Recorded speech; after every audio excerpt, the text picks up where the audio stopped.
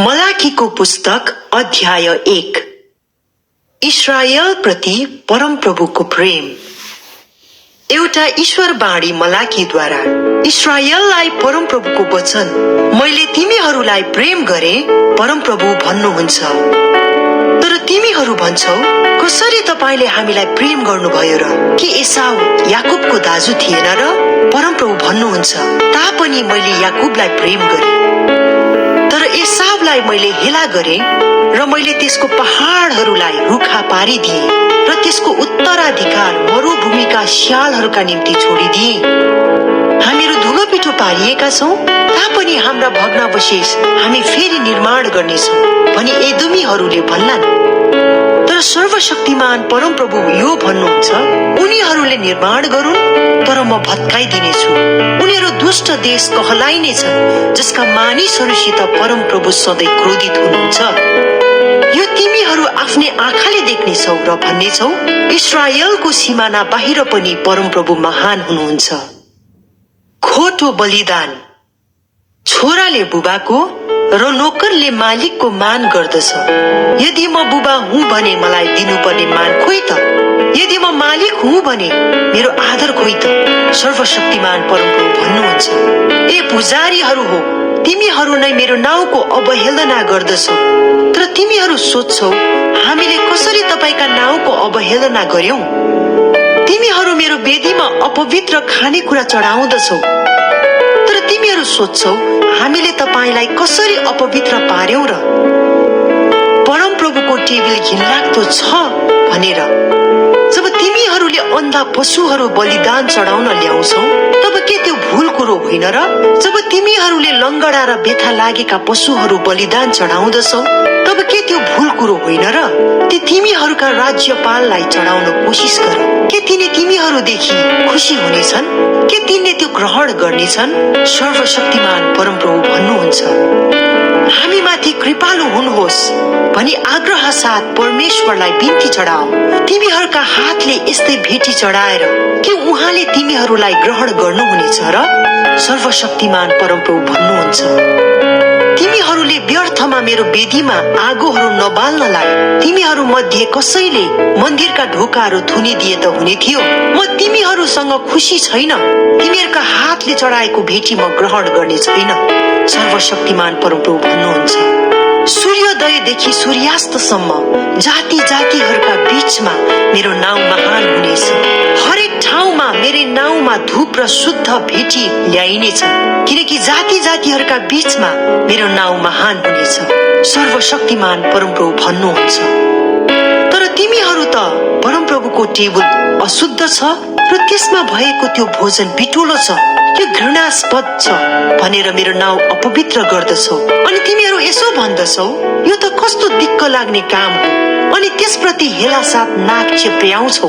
सर्वशक्तिमान परमप्रभु भन्नुहुन्छ, जब तिमीहरूले चोट लागेका, खोरण्डा र बेथा लागेका पशुहरूलाई बलिको रूपमा चढाउँछौ त के तिमीहरूका हातबाट यस्ता भेटीहरू मैले ग्रहण गर्ने?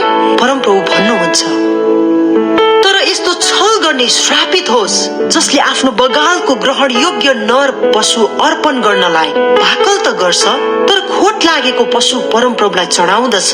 किनभने म महाराजा हुँ र मेरो नाउँ जाति जातिहरूका बीचमा भय योग्य हुनेछ। सर्वशक्तिमान परमप्रभु भन्नुहुन्छ। मलाकीको पुस्तक अध्याय 2। पुजारीहरूलाई चेतावनी। अब हे पुजारी हो, यो चेतावनी तिमीहरूका निम्ति हो। सर्वशक्तिमान परमप्रभु भन्नुहुन्छ, मेरो नाउँलाई सम्मान दिन यदि तिमीहरू सुन्दैनौ र यो तिमीहरूका हृदयमा राखेनौ भने म तिमीहरूलाई श्राप पठाउनेछु र तिमीहरूका आशिषहरूलाई श्राप दिनेछु। मैले अघि नै ती श्रापेको छु, किनकि तिमीहरूले मलाई इज्जत दिन आफ्ना हृदयलाई ठिक पारेका छैनौ। तिमीहरूको कारण म तिमीहरूका सन्ततिलाई हप्काउने छु। म तिमीहरूका मुखमा तिमीहरूका चाडहरूमा बलि चढाइएका पशुहरूको मैला फिजाइदिनेछु र तिमीहरू पनि त्यसैसित लगिनेछौ। लेवीसित बाँधेको मेरो करार रहिरहोस् भनी मैले यो चेतावनी तिमीहरूलाई दिएको हुँ भनी तिमीहरूले थाहा पाउनेछौ। सर्वशक्तिमान परमप्रभु भन्नुहुन्छ, मेरो करार त्यससँग थियो, जीवन र शान्तिको करार, र मेरो सम्मान गरोस् भनेर मैले त्यसलाई दिए र त्यसले सम्मान गर्यो र मेरो नाउँको श्रद्धापूर्वक भय मान्यो। सत्यको शिक्षा त्यसको मुखमा नै थियो र त्यसका ओठमा कुनै झुटो कुरा पाइएन। शान्ति र सोझोपनमा त्यो मसँगै हिँड्यो र धेरैलाई त्यसले पापबाट फर्कायो। किनकि पुजारीका ओठले ज्ञानको रक्षा गर्नु पर्दछ र मानिसहरूले त्यसको मुखबाट शिक्षा खोज्नु पर्दछ, किनभने त्यो सर्वशक्तिमान परमप्रभुको समाचार वाहक हो। तर तिमीहरू त बाटोदेखि एकातिर लागेका छौ र तिमीहरूको शिक्षा धेरैलाई ठोक्करको कारण भएको छ।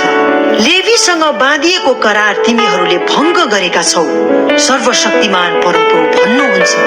यसैले मैले तिमीहरूलाई सबै मानिसहरूका सामुन्ने तुच्छ र विनम्र तुल्याएको छु, किनभने तिमीहरू मेरो बाटोमा हिँडेका छैनौ, तर व्यवस्थाका कुरामा तिमीहरूले पक्षपात गरेका छौ। अविश्वासी यहूदा, हामी सबैका एउटै पिता हुनुहुन्न र? के एउटै परमेश्वरले हामीलाई सृष्टि गर्नुभएको होइन र?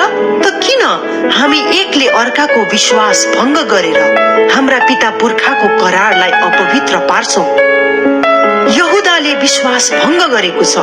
इस्राएल र यरुशलेममा घिनलाग्दो काम गरिएको छ। यहूदाले पराई देवताकी छोरीलाई विवाह गरेर परमप्रभुलाई मन पर्ने पवित्र स्थानलाई अपवित्र पारेको छ। यसो गर्ने जोसुकै मानिस भए तापनि, त्यसले सर्वशक्तिमान परमप्रभुमा भेटी ल्याए तापनि, परमप्रभुले त्यसलाई याकुबका पालहरूबाट बहिष्कृत गरिदेऊन्। फेरि तिमीहरू अर्को कुरा गर्दछौ, तिमीहरू परमप्रभुको वेदीलाई आँसुले भिजाउँदछौ। तिमीहरू रुँदछौ र विलाप गर्दछौ, किनभने उहाँले तिमीहरूका हातको भेटीलाई कहिले ध्यान दिनुहुन्न, न त त्यो उहाँलाई ग्रहण योग्य हुन्छ। तिमीहरू सोध्छौ किन? किनभने परमप्रभु तिमीहरू र तिमीहरूको जवानीपनकी पत्नीको बीचमा साक्षीको काम गर्दै हुनुहुन्छ, किनकि तिमीहरूले त्यससँगको विश्वास भङ्ग गर्यौ, यद्यपि तिनी तिम्री जीवन साथी र वैवाहिक करारमा बाँधिएकी पत्नी हो।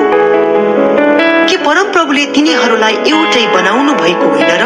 शरीर र आत्मामा तिनीहरू उहाँकै हुन्। अनि तिनीहरू किन एउटै हुन्? किनभने उहाँले ईश्वरीय सन्तान खोज्दै हुनुहुन्थ्यो। यसैले तिमीहरू आफ्नो आत्माको रक्षा गर र आफ्नो जवानीपनकी पत्नीसँगको विश्वास भङ्ग नगर। सम्बन्ध विच्छेदको कुरालाई म घृणा गर्दछु, परमप्रभु इस्राएलका परमेश्वर भन्नुहुन्छ।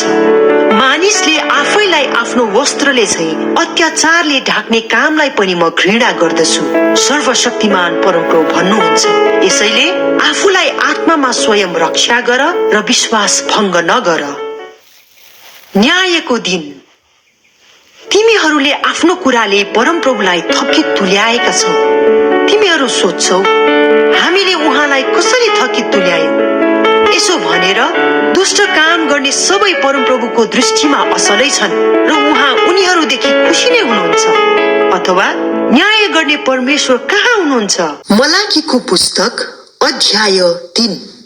हेर, म आफ्ना समाचार वाहकलाई पठाउने छु र तिनले मेरो अघि अघि बाटो तयार गर्नेछन्। तब एक्कासी ती प्रभु जसलाई तिमीहरू खोज्दछौ आफ्नो मन्दिरमा आउनेछन्, अर्थात् करारका ती समाचार वाहक आउनेछन् जसलाई तिमीहरू औधी चाह गर्दछौ, सर्वशक्तिमान परमप्रभु भन्नुहुन्छ। तर उहाँको आउने दिनमा को उभिन सक्छ र? उहाँ देखा पर्नु हुँदा को खडा हुन सक्छ? किनकि उहाँ सुनारको आगो र धोबेको साबुन जस्तै हुनुहुनेछ। उहाँ चाँदी खाड्ने र सफा गर्ने जस्तो गरी बस्नुहुनेछ। उहाँले लेवीहरूलाई शुद्ध पार्नुहुनेछ र सुन र चाँदी झैं शुद्ध पार्नुहुनेछ। तब परमप्रभुका मानिसहरू हुनेछन् जसले धार्मिकतामा भेटी ल्याउनेछन्। तब यहूदा र यरुशलेमका भेटीहरू परमप्रभुलाई उहिले झैं ग्रहण योग्य हुनेछन्। यसैले म न्याय गर्नलाई तिमीहरूको नजिक आउनेछु। टुनामुना गर्नेहरू, व्यभिचारीहरू र झुटो गवाई बक्नेहरूका विरुद्धमा, मजदुरहरूलाई ज्यालामा ठग्नेहरू, विधवा र टुहुरा टुहुरीमाथि अत्याचार गर्नेहरू, विदेशीलाई न्याय नगरिदिनेहरू र मेरो डर नमान्नेहरू, यी सबैका विरुद्धमा म झट्टै गवाई दिनेछु, सर्वशक्तिमान परमप्रभु भन्नुहुन्छ। परमेश्वरलाई लुट्नु। म परमप्रभु कहिल्यै परिवर्तित हुँदिन। यसैले हे याकुबका सन्तान हो, तिमीहरू नष्ट भएका छैनौ। तिमीहरूका पिता पुर्खाको समयदेखि नै तिमीहरू मेरा आदेशहरूदेखि तर्केर गएका छौ र ती तिमीहरूले पालन गरेका छैनौ। मतिर फर्क र म तिमीहरूतिर फर्कनेछु, सर्वशक्तिमान परमप्रभु भन्नुहुन्छ। तर तिमीहरू त सोध्छौ, हामी कसरी फर्कौं? के कुनै मानिसले परमेश्वरलाई लुट्छ र? तापनि तिमीहरू मलाई लुट्दछौ। तर तिमीहरू सोध्छौ, कसरी हामीले तपाईलाई लुट्यौ र? दशांशको भेटीमा शराब परेर तिमीहरू श्रापित भयो, किनकि तिमीहरूले मलाई लुटिरहेछौ। तिमीहरू सम्पूर्ण जातिले सम्पूर्ण दशांश ढुकुटीमा ल्याओ, ताकि मेरो घरमा भोजन रहोस्। यसमा मलाई जाँचेर हेर, सर्वशक्तिमान परमप्रभु भन्नुहुन्छ। म स्वर्गका ढोकाहरू उघारेर पर्याप्त ठाउँ पनि नहुने सम्मका आशिष तिमीहरूमाथि वर्षाउँछु वा वर्षाउँदिन, सर्वशक्तिमान परमप्रभु भन्नुहुन्छ। म तिमीहरूका अन्न बाली स्वाहा पार्ने रोग निको पारिदिनेछु र तिमीहरूका बारीमा भएका दागका बोटका फलहरू झर्ने छैनन्, सर्वशक्तिमान परमप्रभु भन्नुहुन्छ। तब सारा जाति जातिहरूले तिमीहरूलाई धन्य भन्नेछन्, किनकि तिमीहरूको देश एक अति खुशी देश हुनेछ, सर्वशक्तिमान परमप्रभु भन्नुहुन्छ। तिमीहरूले मेरो विरुद्धमा कडा वचन बोलेका छौ, परमप्रभु भन्नुहुन्छ। तरै पनि तिमीहरू सोध्छौ, कुन विषयमा हामीले तपाईको विरुद्धमा कुरा गरेका छौं र? तिमीहरूले भनेका छौ, परमेश्वरको सेवा गर्नु व्यर्थ छ। उहाँको आज्ञा पालन गरेर अनि सर्वशक्तिमान परमप्रभुको अघि मरेकाहरूका लागि विलाप गरे झैं हिँडेर हामीलाई के लाभ भयो र? तर अब त हामी हठीहरूलाई नै सुखी भन्छौं। निश्चय नै दुष्ट काम गर्नेहरू सफल भएका छन् र परमेश्वरलाई हाक दिनेहरू उम्कन्छन्। तब परमप्रभुको डर मान्नेहरूले आपसमा कुरा गरे र परमप्रभुले तिनीहरूका कुरा ध्यानसित सुन्नुभयो। परमप्रभुको डर मान्नेहरू र उहाँका नाउँको मान गर्नेहरूका सम्झनाको पत्र मुठामा उहाँकै उपस्थितिमा लेखियो। जुन दिन म मेरो निजी धन बनाउने छु, तिनीहरू मेरा हुनेछन्, सर्वशक्तिमान परमप्रभु भन्नुहुन्छ। जसरी कुनै मानिसले आफ्नो सेवा गर्ने छोरालाई बाँकी राख्दछ, त्यसरी नै म तिनीहरूलाई बाँकी राख्नेछु अनि धर्मात्मा र दुष्ट, परमेश्वरको सेवा गर्ने र उहाँको सेवा नगर्नेको भेद तिमीहरूले फेरि देख्नेछौ। मलाकीको पुस्तक अध्याय 4। परम प्रभुको दिन। हेर, त्यो दिन आउँदैछ, त्यो भट्टी झैं दन्कनेछ। सबै हठी र सबै दुष्ट काम गर्नेहरू ठुटा झैं हुनेछन् र त्यो आउने दिनले उनीहरूलाई आगोमा भस्म गर्नेछ, सर्वशक्तिमान परमप्रभु भन्नुहुन्छ। त्यसले उनीहरूको एउटै जरा र एउटै हाँगा पनि छोड्ने छैन। तर मेरो नाउँको आदर गर्ने तिमीहरूमाथि चाहिँ धार्मिकताको सूर्य आफ्ना पखेटामा आरोग्यता लिएर उदाउनेछ अनि गोठलाई छोडेर निस्केका बाछा जस्तै तिमीहरू चाहिँ बाहिर निस्कनेछौ। तब तिमीहरूले दुष्टहरूलाई खुट्टाले कुल्चनेछौ। जुन दिन म त्यो काम गर्छु, त्यस दिन उनीहरू तिमीहरूका पैताला मुनि खरानी जस्तै हुनेछन्, सर्वशक्तिमान परमप्रभु भन्नुहुन्छ। मेरो दास मोसाका व्यवस्थाको सम्झना गर, ती विधि र नियमहरू जो सारा इस्राएलको निम्ति होरेब पर्वतमा मैले त्यसलाई दिए। हेर, परमप्रभुको त्यो महा र डरलाग्दो दिन आउन अघि म एलिया अगमवक्तालाई पठाउने छु।